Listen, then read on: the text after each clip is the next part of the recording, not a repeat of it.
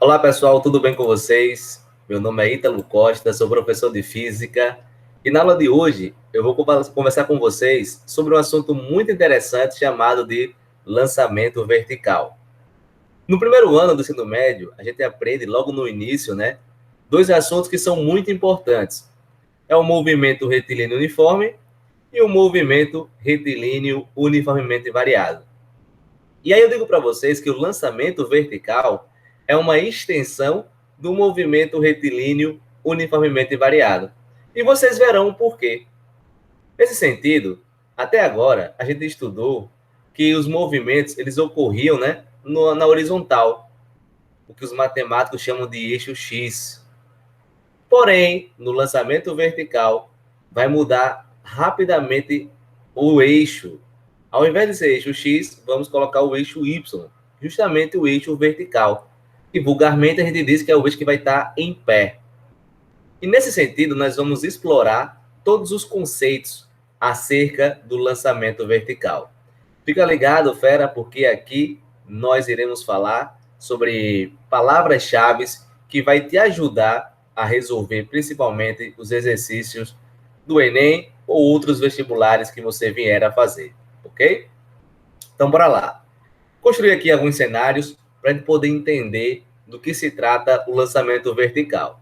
E é dizer o seguinte, olha, considere a seguinte situação. Eu peguei um corpo qualquer, nada melhor do que você pegar uma bola, que é simples, prático, objetivo e direto, e o solo como referência. E esse corpo, ele está a uma certa altura do solo. Essa altura, nós podemos chamar de qualquer letra, tá? Então, aqui eu desenhei o eixo Y, como vocês podem ver, e o eixo X. Esse sistema, quando eu desenho, é o meu sistema de referência. Os matemáticos chamam isso aqui de plano cartesiano. É a partir dele que a gente consegue fazer medidas aqui na física. Então, ó, nós temos uma bola que está a uma certa altura e ela vai ser lançada em direção ao solo com uma velocidade inicial. Ela vai ser lançada verticalmente para baixo. Com isso, ela inicia o movimento com uma certa velocidade inicial. O que é que vai acontecer? Ela vai descer, vai cair e vai chegar ao solo. Quando ela chegar ao solo, ela terá uma velocidade final, que eu vou chamar de v. Ô, professor, essa velocidade final ela vai ser zero? Não, pessoal. Essa velocidade, quando chegar ao solo, na verdade, nas entrelinhas, os livros não dizem isso, mas quando ele pergunta assim, ó, qual a velocidade do corpo ao chegar no solo? O que está por trás dessa pergunta é que ele quer saber, na verdade, a velocidade do corpo imediatamente antes de colidir com o solo. Porque depois que colide com o solo e fica lá parado, todo mundo sabe que é zero a velocidade. Então ele não está perguntando isso que é tão óbvio. Ele está perguntando, na verdade, um pouquinho antes, milímetros antes de tocar no solo. Quanto vale a velocidade? É essa velocidade que nós estamos chamando de velocidade final. Deste modo, durante o movimento de descida, essa bola ou qualquer outra coisa está sujeita a uma aceleração. E você há de se lembrar, lá do assunto anterior, que a aceleração indica que está mudando a velocidade. E é o que está ocorrendo aqui. Durante o movimento de descida, a bola, que eu citei como exemplo, está mudando a sua velocidade. Nesse caso, está aumentando a velocidade. Graças a essa aceleração que nós chamamos de aceleração da gravidade. E nós iremos representá-la pela letra G. De gravidade, é claro. E, para fins de cálculo, para facilitar a nossa vida, a gente sempre aproxima a gravidade a um valor próximo de 10 metros por segundo ao quadrado. Na verdade, a gravidade é 9,81. Mas aí a gente faz essa aproximação justamente para facilitar os nossos cálculos. Então, vai lá. Estamos falando, na verdade, de um movimento que está em linha reta sob o efeito de uma aceleração. Ora, bolas, a gente já estudou isso antes, professor. Verdade. Então, isso aqui é um movimento retilíneo uniformemente variado. Ah, professor, então quer dizer que só mudou o fato de que antes a gente analisava o movimento na horizontal e agora é vertical? Correto, é isso mesmo. Vamos analisar apenas o movimento de descida. na vertical, sob a ação de uma aceleração, conhecida como aceleração da gravidade. Ô, professor, então quer dizer que as equações serão as mesmas do movimento variado?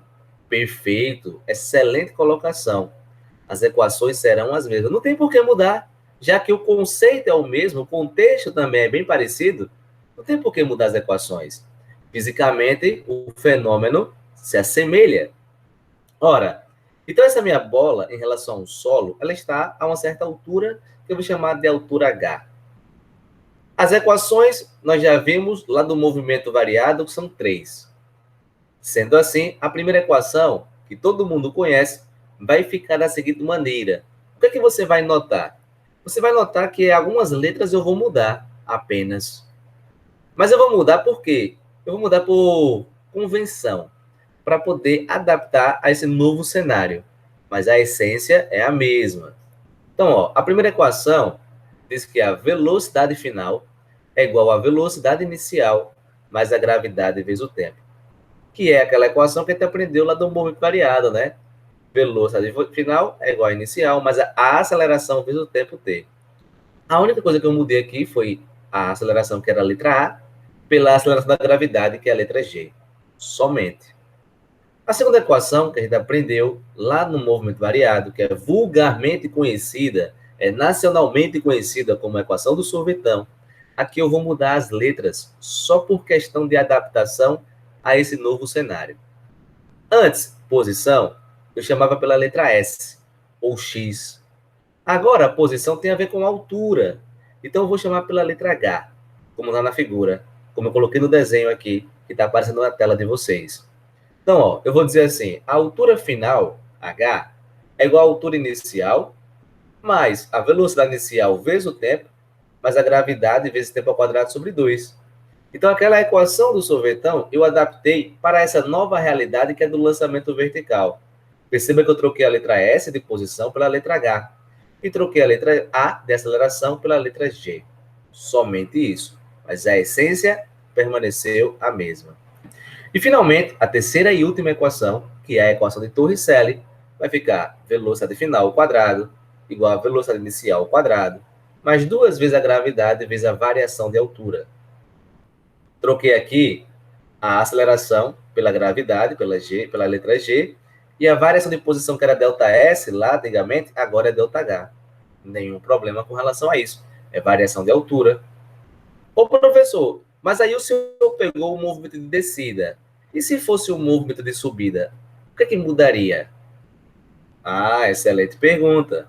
Se o movimento, o lançamento vertical, ao invés de ser lançado para baixo, for lançado para cima, de baixo para cima, então ele vai sair, por exemplo, do solo com uma velocidade verticalmente para cima, que eu chamaria de velocidade inicial, vai subindo, vai subindo, vai subindo, até atingir uma altura máxima, né? É fácil perceber que ele vai atingir uma altura máxima, que é uma altura H qualquer, mas não deixou de ser um movimento retilíneo uniforme. A primeira equação da velocidade continua a mesma, só mudou o fato de que, onde tem o termo da gravidade, eu coloquei o sinal de menos. E aí as outras equações, eu vou perceber que isso se repete. As equações são as mesmas, as estruturas são as mesmas, só vai mudar que, onde tiver o termo da gravidade, vai aparecer um sinal de menos, um sinal negativo. Ah, professor, então quer dizer que quando está subindo, a gravidade negativa é corretamente. Então, memoriza. Na descida, no lançamento vertical, gravidade positiva. E para subir, gravidade negativa, no lançamento vertical. Beleza, ferinha? Então, espero que você tenha consolidado esses conceitos bem aí na mente de vocês. Mas nós precisamos avançar e vamos falar o seguinte, olha, quando esse corpo atingir a velocidade máxima, a altura máxima, perdão, a velocidade final dele vai ser igual a zero. Isso no movimento de subida. Então, durante a subida, quando ele atingir a máxima altura, a sua velocidade vai ser igual a zero. Ora, por quê, professor? Porque ele precisa parar para inverter o sentido. O sentido era subir. E desse ponto em diante, ele vai inverter e passará a ser um movimento de descida. Então, é importante você ter isso em mente. Então, na altura máxima, ocorre a inversão do sentido. Dito isto, Vamos agora destacar algumas propriedades importantes do lançamento vertical. Vale ressaltar que quem estava analisando esse fenômeno lá nos primórdios foi o Galileu Galilei. Então, sobre o lançamento vertical, ele fez algumas considerações. Por exemplo, primeira consideração: o tempo que essa bola leva para subir é igual ao tempo que ela leva para descer. E aí nós não podemos esquecer que tudo isso aqui se passa numa região bem específica chamada de vácuo. O que é vácuo, professor? Ora, vácuo é uma região que não possui gás, não possui ar. Então, quando a gente analisa os problemas de física a nível médio, onde é lançamento vertical, o nosso pano de fundo, nosso background, né, no inglês, é o vácuo. Então, o tempo de subida, se ele leva 3 segundos para subir, ele leva 3 segundos para descer, Ferinha, totalizando 6 segundos do movimento. Se ele leva 5 segundos para subir, leva 5 segundos para descer, totalizando o movimento 10 segundos. Então, essa é uma propriedade extremamente importante que tu não pode esquecer. Uma outra propriedade que é tão importante quanto a primeira, diz o seguinte, que a velocidade de saída, ou seja, com a qual é lançada verticalmente para cima, eu chamo isso aqui de velocidade de saída, ela é igual à velocidade de chegada. E professor, é. O que vai mudar é um sinal. Se um é positivo, outro é negativo, mas em módulo é igual. Então, por exemplo, se eu faço o disparo de um projétil de baixo para cima e ele sai com uma velocidade de, sei lá, 100 metros por segundo, ele sobe, atinge a altura máxima e retorna. Quando ele retornar, vai possuir uma velocidade exatamente de 100 metros por segundo. Essa é a segunda propriedade do lançamento vertical. Guarda isso aí, porque as questões teóricas, elas amam esses detalhes. Então, o ferinha que está ligado nessas propriedades, com certeza não erra essas questões, ok? Assim, vamos falar sobre um outro tópico, chamado de queda livre. Ora, o nome já é bem sugestivo, é um movimento de descida, é queda, afinal de contas. Mas por que esse nome livre? Olha só, na queda livre, nós vamos fazer uma consideração que é extremamente importante e que vai caracterizar a queda livre. Vai justamente rotular queda livre. É o fato de que o corpo, vamos manter a bola, né, pessoal? Para facilitar, o corpo, que está a uma certa altura do solo, ele inicia o movimento de descida agora, diferentemente do caso anterior. No caso anterior, eu jogava ele para baixo. Jogava, não. O termo correto é eu lançava ele para baixo. E ele saía com uma velocidade inicial. Já na queda livre, não. Na queda livre, o corpo é abandonado. O corpo é deixado cair. Devido a isso, nós assumimos que a velocidade inicial dele é zero. Essa é a principal característica da queda livre. Essa é a identidade da queda livre. É o fato de que o corpo na queda livre é abandonado, ele é deixado cair. Ora, quando ele é deixado cair, fica fácil perceber que ele vai cair em linha reta, começando com uma velocidade inicial igual a zero, mas está sob a ação, está sujeito a uma aceleração, chamada de aceleração da gravidade. O professor vai mudar as equações? Em suma, não. Em resumo, não. O que vai mudar é o fato de que, onde aparecer a velocidade inicial, perdão, onde aparecer o termo de velocidade inicial, ele vai ser zero. Isso é o que vai mudar. Então, a primeira equação que a gente aprendeu nos slides anteriores diz que velocidade final é igual a inicial, mas a gravidade vezes o tempo. Mas a velocidade inicial é zero, então, sendo zero, não preciso colocar. Vai sobrar apenas o quê? Vai sobrar a velocidade final é igual a gravidade vezes o tempo. A segunda equação, que é a equação da altura, perceba, não tem também velocidade inicial, que é zero, que é da livre, o corpo foi abandonado. Se eu passar a altura inicial para o outro lado, pessoal, perceba, passo o H0 para o outro lado, ele está positivo, vai para o outro lado ficar negativo. O que é que nós teremos? Nós teremos uma variação de altura. Inclusive, você pode testar isso no caderno mesmo, mostrar que isso é verdade. Ou seja, você vai ter aí um ΔH. Desse modo, o ΔH, que é o que vai sobrar, é igual a gravidade vezes tempo ao quadrado sobre 2. Essa é a segunda equação da queda livre, que diz respeito a como é que a altura está se comportando à medida que o tempo passa.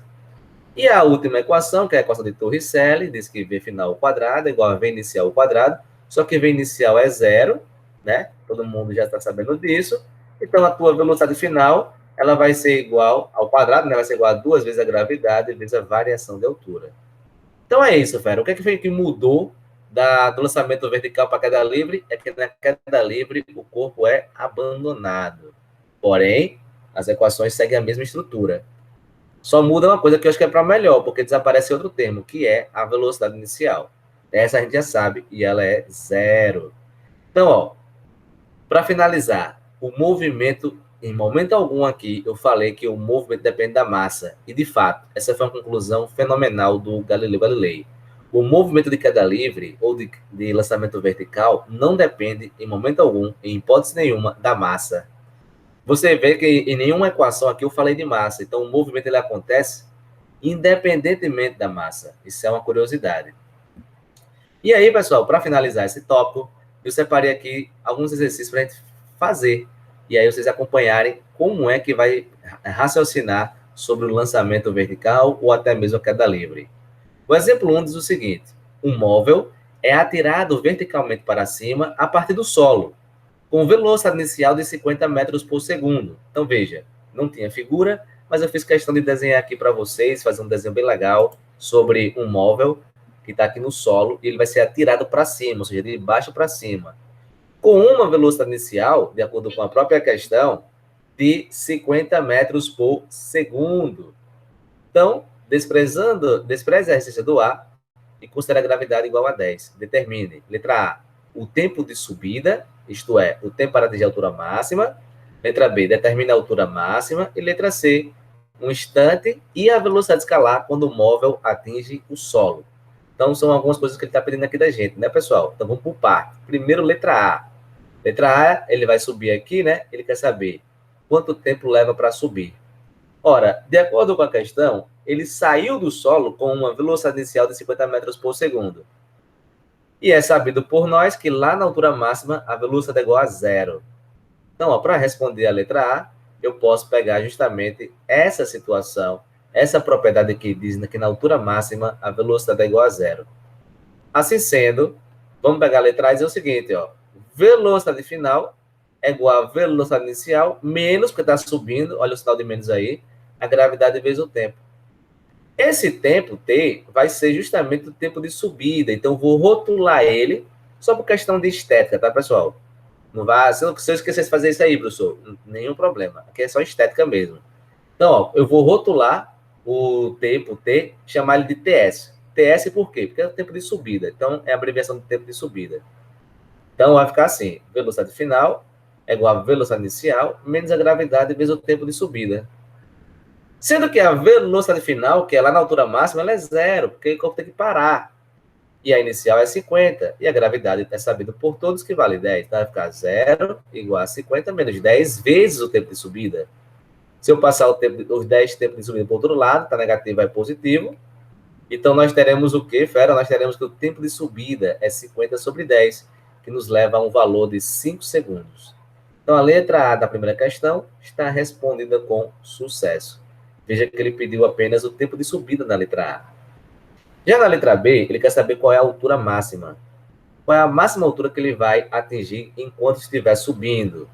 Bem, para calcular a altura máxima, você pode fazer uso, sem nenhum problema, da equação de Torricelli, que diz que a velocidade final ao quadrado é igual à velocidade inicial ao quadrado, menos 2 vezes a gravidade vezes a variação da altura. É o quanto variou essa altura.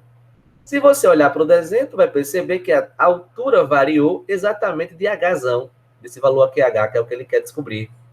Então, ó, substituindo estas informações, tu vai chamar o ΔH de Hzão, que é a altura correspondente ao lançamento. E, claro, a velocidade final, lá na altura máxima, ela é zero. Colocando os valores, tu vai ter 0 ao quadrado igual a 50 ao quadrado, menos 2 vezes 10 vezes H. 2 vezes 10 é 20, mas aí o menos 20 passar para o outro lado fica positivo. E 50 ao quadrado é 2.500. Aí ficou fácil, né, pessoal? Para determinar a altura é 2.500 por 20, que vai nos levar a uma altura de 125 metros. Ou seja, na letra B, ele pedia a altura e aí a gente usou a equação de Torricelli para obter essa altura. Beleza? Então veja, pessoal, que as questões são bem diretas e simples. tem, claro, que saber interpretar e coletar as informações importantes para resolver cada etapa. Finalmente, a letra C da primeira questão, ele quer saber o instante e a velocidade escalar quando o móvel atinge o solo. Para responder a letra C, basta lembrar das duas propriedades que eu apresentei na aula de hoje. Primeiro, que o tempo de subida é igual ao tempo de descida. Então, na letra A, a gente encontrou o tempo de subida, é só dizer que ele é igual ao tempo de descida. Então, se o tempo de subida era 5 segundos, para descer também é 5 segundos, e o tempo total é igual a 10 segundos. Tá? Então, ele quer saber, a primeira parte da letra C é quanto tempo leva para atingir o solo novamente. 10 segundos. E a segunda parte da letra C, ele quer saber qual é a velocidade escalar. E, pessoal, você tem que lembrar daquela segunda propriedade que a gente acabou de ver, né? A velocidade com a qual ele é lançada, com a qual ele sai, é igual à velocidade de chegada em módulo. Então, se ele, de acordo com a questão, o corpo foi lançado com uma velocidade de 50, quando ele retornar, também terá uma velocidade de 50. Ok, fera? Ok, pessoal? Então aí tá o nosso assunto da aula de hoje. Espero que vocês tenham gostado. Mantenham os estudos, foco, dedicação e mais questões virão. É importante que você faça para fazer uma autoanálise do seu rendimento. Ok? Então, forte abraço a todos. Um beijo no coração de vocês. Bons estudos e até a próxima. Tchau, tchau.